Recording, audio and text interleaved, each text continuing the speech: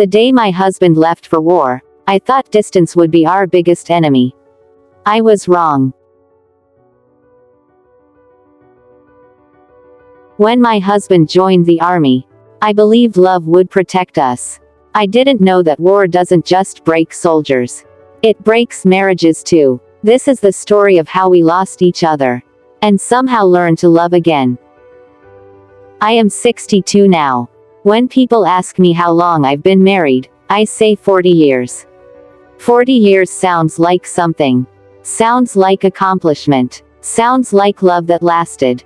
And it did last. But what I don't say, what I can't say in the checkout line at the grocery store or at church socials, is that we've lived at least 3 different marriages inside those 40 years. 3 different versions of us. 3 different kinds of love. This is the story of the second one.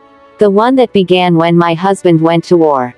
But to understand that marriage, you need to know about the first one. I met Daniel in a grocery store. Aisle 7. I was 22. He was 23. I was reaching for canned soup. Campbell's chicken noodle. The red and white label. He was reaching for the same one. Our hands touched. Both of us pulled back like we'd been burned. Then we looked at each other. And we both laughed. He laughed easily back then. Like life hadn't taught him fear yet. Like the world was still a place where coincidences were magic instead of accidents. His laugh was full, unguarded, the kind of laugh that made other people smile even if they didn't know why. I guess we both have good taste, he said. Or bad taste, I said. It's canned soup. He laughed again, asked if I wanted to get coffee. Real coffee, he said. Not the canned kind. We were married 8 months later. We were poor. I mean really poor. 1-bedroom apartment with walls so thin we could hear the neighbors arguing about whose turn it was to take out the trash. 1 car that Daniel had bought for $600. It leaked oil. The passenger door didn't open from the inside.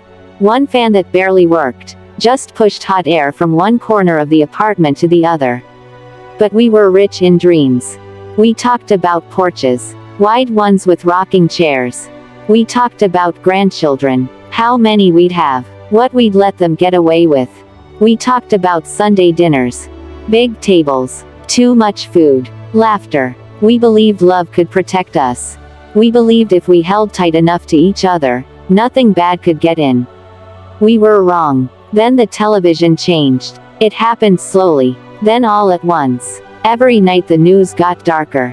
Bombs. Soldiers. Flags. Fear. War moved into our living room. Sat down on our couch. Stayed for dinner. Slept with us at night. Daniel started watching more. Started getting quiet. Started sitting forward with his elbows on his knees. I'm thinking about enlisting. He said it quietly. On a Thursday. We were eating spaghetti. He said it like he was apologizing. Like he was confessing to something. His eyes were asking me for permission. Or maybe forgiveness. I smiled. Wives are trained to smile. Trained to be supportive. Trained to swallow fear and call it faith. Okay, I said. If that's what you need to do. Inside, I was breaking. Inside, I was screaming no. Don't go. Stay here. Stay with me. We're safe here. We're happy here. But I didn't say those things. Because that's not what good wives do. The night before he left, we didn't sleep. We lay in bed holding each other. The fan was clicking. It always clicked. We'd talked about fixing it 100 times. Never did. He held my face in his hands. Both hands. Looked at me like he was memorizing me. I'll be back before you miss me. We laughed. We always laughed. Even when things weren't funny. Especially then. I didn't know that would be the last time I'd hear him laugh like that. The last time I'd see him look at me without shadows in his eyes. The last time I'd feel like I knew the man I was married to. If I had known, I would have held him tighter. I would have stayed awake all night. I would have said different words. Better words. Words that meant I know you might not come back. The same. But I didn't know. So I smiled. And I laughed. And I waved goodbye. And I believed love could protect us. I still believed. His letters came every week at first. They arrived in thin blue envelopes with his handwriting on the front. My name. Our address. The apartment we shared but where I now lived alone. I waited by the mailbox. Actually stood there some days. Waiting. Watching. The letters were short. I'm okay. Don't worry. I love you. Miss you. He couldn't tell me where he was. Couldn't tell me what he was doing.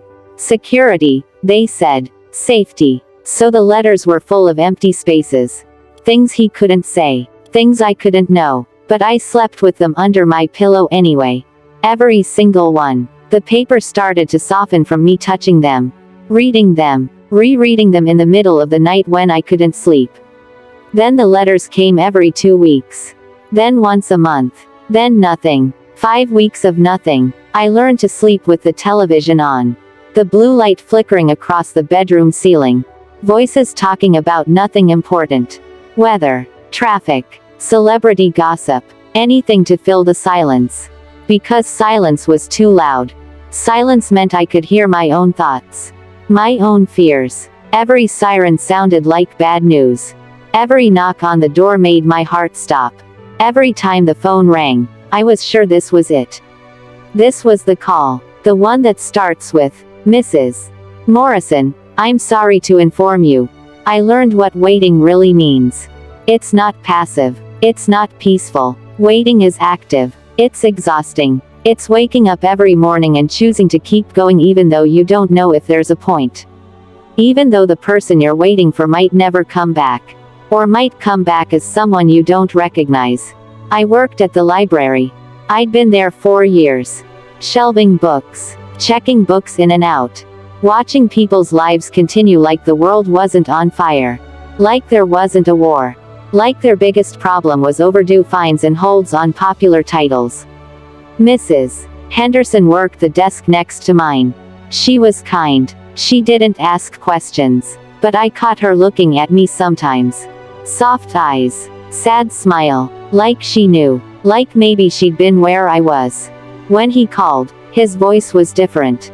The first call came 3 months in. 3 in the morning. I grabbed the phone so fast I knocked over the lamp on the nightstand. Didn't care. Didn't matter. Hello. Hey. Just that. Hey. Like he was calling to say he'd be home late. Like this was normal. But his voice. It was flat. Distant. Like he was calling from another planet instead of another country. Like there were miles between us that had nothing to do with geography. Are you okay? I asked. I'm fine. Fine. That word. It became his favorite word. His only word. Fine. Fine. Fine. Everything was fine. He was fine. Things were fine. Don't worry. I'm fine. I love you, I said. Silence. Too long. Then, yeah, you too. You too. Not I love you too. Just you too. Like he'd forgotten how to say it. Or forgotten what it meant. Or stopped feeling it. He stopped saying, I love you, after that. Stopped asking how I was. The calls got shorter. More about logistics. Letting me know he was alive. Nothing more. I ate alone. The same dinner every night because I couldn't be bothered to cook. Toast. Peanut butter. Sometimes just cereal. Standing at the counter. Staring at nothing. I prayed alone. I'm not even sure I believed in what I was praying to. But I prayed anyway. Because what else could I do? Dear God, please. Bring him home. Bring him home safe. Bring him home whole. Please. I cried alone. In the shower mostly. Where no one could hear. Where I could pretend I was washing away sadness instead of drowning in it. Marriage became something I remembered. Not something I lived. It became past tense. We were married. We had been happy. We used to laugh. We used to touch. We used to know each other. I looked at our wedding photo. We were so young. So stupid. So sure. I didn't recognize us. That girl in the white dress. That boy in the too big suit. They thought they knew what forever meant.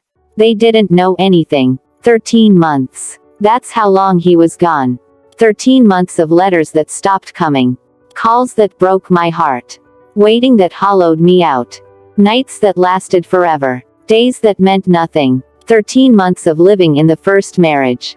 Alone. And then they told me he was coming home. I waited with flowers. Daisies. His favorite. I'd driven to 3 different stores to find them. It was November. Daisies don't grow in November. But I found them. Bought 2 bouquets. White petals. Yellow centers. Perfect. My hands were shaking so badly I almost dropped them. Twice. The airport was full of families.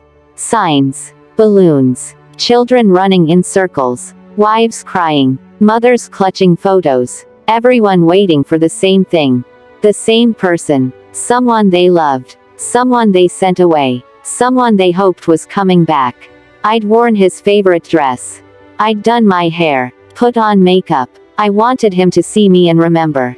Remember who I was. Who we were. Remember the first marriage. The good one. When I saw him, I knew. He was walking with a group of other soldiers. Carrying a duffel bag. Looking straight ahead. His jaw was tight. His shoulders were rigid. He looked like my husband. Same face. Same eyes. Same walk. But something was missing. I couldn't name it then. Couldn't point to it and say that. That's what's gone. But I felt it. The absence. Like a piece of him had been left behind. Buried in the sand. Burned away. Lost. Daniel. I called his name. Waved. Smiled so big my face hurt. He saw me. Walked over. Stood in front of me. Close enough to touch. But he didn't touch me. Hey, he said. I dropped the flowers. Wrapped my arms around him. Held on tight. He let me. But he didn't hold back. His arms hung at his sides for a moment. Then he patted my back. Twice. Like I was a coworker. Like I was someone he barely knew. I pulled back. Looked at his face. Tried to find him in there. Tried to see the man who laughed in grocery store aisles. Who held my face like I was precious. Who said I'll be back before you miss me. He wasn't there. Welcome home, I said. He nodded. Picked up the flowers. Looked at them like he didn't know what they were for. The drive home was quiet. He sat in the passenger seat. Stared out the window. I tried to talk. Told him about the library. About Mrs. Henderson. About the neighbors. About nothing. Everything. Anything to fill the silence. He said, and, yeah, and nothing else. When we got home, he walked through the apartment like he was inspecting it. Like he was making sure it was safe. He checked the locks. Looked out the windows. Moved the curtains aside. It's the same, I said. Nothing's changed. He looked at me. Really looked at me. For the first time since the airport. Everything's changed, he said. That night, he slept facing the wall. As far from me as he could get without falling off the bed. I reached out once. Touched his shoulder. Gently. Carefully. He flinched. Pulled away. I pulled my hand back. Lay there in the dark. Listening to him breathe. In and out. In and out. Like he was counting. Like breathing was work now. He didn't touch me. Didn't dream. Or if he did, they weren't the kind of dreams you wake up from smiling. They were the kind that make you sweat. The kind that make you scream. He fought. Even in sleep. He fought. I wanted to help him. Wanted to reach across the inches between us and pull him back to me. Pull him back to the first marriage. The one where we touched. Where we laughed. Where we knew each other. But I didn't know how. He looked like my husband. Same hands that touched mine in aisle 7. Same eyes that looked at me on our wedding day. Same voice that said I love you 1,000 times. But he wasn't. The man who went to war didn't come back. Someone else came back wearing his face. Living in his body. Sleeping in his side of the bed. And I was married to a stranger. He screamed in his sleep. The first time, I jumped out of bed. Heart pounding. Turned on the light. Reached for him. Don't touch him. A voice in my head. Instinct. Fear. Something. He was thrashing. Eyes closed. Hands up like he was fighting someone. Something. His face was twisted. Terrified. Angry. Both. Daniel. I said his name. Soft. Then louder. Daniel. Wake up. You're home. You're safe. He opened his eyes. Looked at me like he didn't know me. Like I was the enemy. His hand was still raised. Ready to strike. Then he saw me. Really saw me. His hand dropped. He pulled back. Pressed himself against the wall. "I'm sorry," he whispered. "I'm sorry. I'm sorry." I learned how to wake him without touching him. Learned to stand at the foot of the bed. Say his name. Turn on the light. Wait for him to remember where he was. It happened 3 times a week.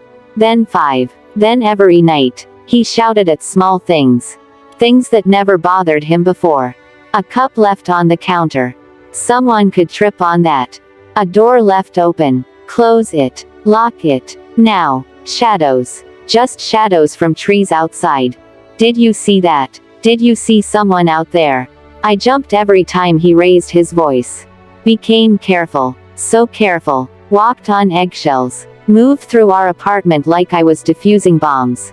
Don't leave cups out. Close every door. Check the locks twice. 3 times. However many times he needed.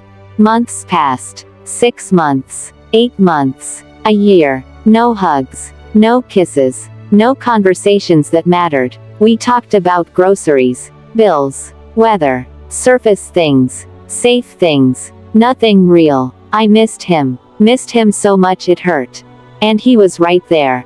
Sitting on the couch. Standing in the kitchen. Sleeping next to me. But he was gone. Further away than when he was overseas. Because at least then I could hope he'd come back. Now he was back. And I'd lost him anyway. "I think you should talk to someone," I said one night. We were eating dinner. Chicken. Rice. Sitting across from each other. Might as well have been miles apart. "I don't need help." He said it fast. Defensive. End of conversation. But that was the help he needed. The kind he wouldn't accept. The kind that scared him more than whatever he'd seen. Whatever he'd done. Whatever he'd survived. "I need help," I said. Quieter. "True. I don't know how to do this. I don't know how to help you. I don't know how to be married to you anymore." He stopped eating. Looked at me. Something flickered in his eyes. Pain. Recognition. Guilt. "You should leave," he said. "What? You should leave me. Find someone else. Someone who's not." He trailed off. Gestured at himself. "Broken. That's what he meant. Someone who's not broken." "I don't want someone else," I said. "I want you. But I don't know how to reach you." He stood up. Walked to the window. Stood there for a long time. Just stood there. Looking out at nothing. At everything. At whatever he saw when he closed his eyes. One night, months later, he finally said it. We were lying in bed. The usual distance between us. The usual silence. "I see them when I close my eyes," he said. I didn't ask who. I knew. The people he couldn't save. Or the ones he had to kill. Or both. All of them. Everyone who died while he lived. Everyone who haunted him now. "I'm lonely," I said. Not to change the subject. Not to make it about me. Just the truth. I was lonely. Lonelier than I'd been when he was gone. Because at least then I could hope. He cried. For the first time since he'd been back. Actually cried. Not silent tears. Real sobs. The kind that shake your whole body. The kind that release something you've been holding too long. I didn't touch him. Didn't reach for him. I'd learned. But I was there. Right there. Close enough that he knew. "I'm sorry," he said. "I'm sorry I left. I'm sorry I came back like this. I'm sorry I'm not who you married." "I'm not who you married either," I said. "We're different now. Both of us. The war changed you. But waiting changed me too." He looked at me then. Really looked. Like he was seeing me for the first time in a year. Seeing the ways I'd gotten harder. Stronger. Lonelier. Seeing how I'd survived him leaving. How I'd survived him coming back. "I don't know if I can get better," he said. "I don't know if you can either," I said. "But I know I don't want to do this alone anymore." That was the truth. The whole truth. I didn't need him to be who he was. I needed him to be present. Here. Trying. The second marriage was the hardest one. The darkest one. The one where love looked like survival instead of joy. But it was where we learned what forever really means. Not happiness. Not ease. Not the fairy tale. Forever means staying. Even when you don't know how. Even when it hurts. Even when the person you married becomes someone you have to meet all over again. We started walking together. His idea. Not mine. 3 months after the conversation. After the crying. After the truth. I need to move, he said one morning. I need to get out of this apartment. Out of my head. Okay, I said, not expecting him to ask me along. Expecting him to go alone like he did everything now. Will you come with me? He asked. 3 years. That's how long I'd been waiting for him to ask me anything. To include me. To want me near. Yes, I said. We walked to the park. 3 blocks. Not far. But far enough. We didn't talk. Just walked. Side by side. Not holding hands. Not touching. But together. Present. Both of us there. It became our routine. Every morning. 6:30. Before I went to work. Before he went to his new job at the hardware store. We walked. Not talking. Just walking. At first, the silence was heavy. Uncomfortable. I wanted to fill it. Fix it. Make it better. But I learned to let it be. Learned that sometimes being together is enough. Even without words. Love became quieter. Gentler. Slower. It wasn't the love from the first marriage. That was loud love. Laughing love. Easy love. The kind you fall into without thinking. Without trying. This was different. This was chosen love. Deliberate love. The kind you build brick by brick. The kind that says I see you. I see how broken you are. How broken I am. And I'm staying anyway. He started therapy. Finally. 2 years after coming home. After I gave him an ultimatum. Get help or I leave. Not because I don't love you. But because I can't do this anymore. He went. Once a week. Then twice a week. He didn't talk about it. I didn't ask.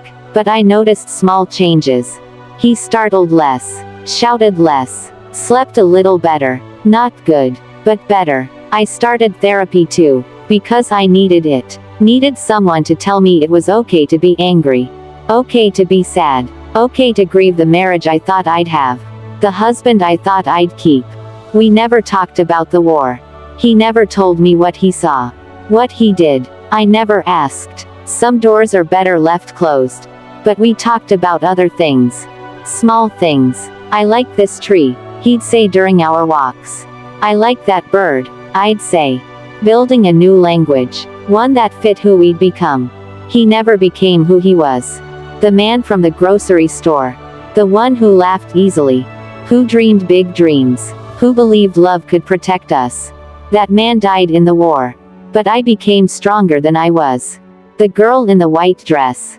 The one who smiled when she wanted to scream. Who waited quietly. Who thought her job was to fix him. That girl died in the waiting. And in their place, we found 2 people who could love each other differently. Not perfectly. Not easily. But truly. We still sit on our porch. We bought the house with the porch 12 years ago. Fulfilled one of our dreams. Even though the dream looked different now. Sometimes we sit in silence. His hand on the armrest. Mine on mine. Both of us watching the sky change colors. Watching cars pass. Watching life happen around us. Sometimes we hold hands. His grip is still tight. Still holding on like I might disappear. Like everything might disappear. And I let him. Squeeze back. Let him know I'm here. I'm real. I'm not leaving. Sometimes we talk. About our daughter. About our grandson. About the garden. About what to have for dinner. Normal things. Small things. The things that make up a life. Sometimes we remember. Do you remember when we met? I'll ask. Canned soup, he'll say. And we'll smile. Not laugh. We don't laugh like that anymore. But we smile. And that's enough. I am 62 now. When people ask me how long I've been married, I say 40 years. What I don't say is we've lived 3 different marriages. The first one was easy. The second one almost killed us. The third one taught us what love really is. Not passion. Not perfection. Not the fairy tale. Love is showing up. Day after day. Year after year. Even when the person you're showing up for isn't the person you chose. Even when you're not the person they chose. Love is walking together. Sometimes in silence. Sometimes holding hands. Sometimes just being. Love is porches. Grandchildren. Sunday dinners. But quieter than we imagined. Gentler. More precious because we almost lost it. Daniel is 73 now. His hair is white. His hands shake a little. He still has nightmares. Probably always will. But they're less frequent now. And I know how to wake him. How to bring him back. I am 62. My hair is gray. My body is tired. I carry scars you can't see. From waiting. From loving someone who couldn't love me back for a while. From rebuilding a marriage from ash and calling it home. We are here. Still. Together. That's not nothing. That's everything. The second marriage was dark. The third marriage is light. Not bright. Not brilliant. But light. Like morning. Like hope. Like we survived something that should have killed us. And we did it together. Even when together meant alone. Even when together meant broken. Even when together meant starting over. Together. That's the story of our 40 years. 3 marriages. 1 love. Still learning what that means. Still showing up. Still holding on. War took pieces of my husband. And years of my life. But it didn't take our commitment. We didn't survive because we were lucky. We survived because we refused to quit. Some people get 1 marriage in a lifetime. I survived 3, with the same person. If you love emotional marriage stories and true love stories, please like, subscribe, and share. And tell me in the comments, would you have stayed?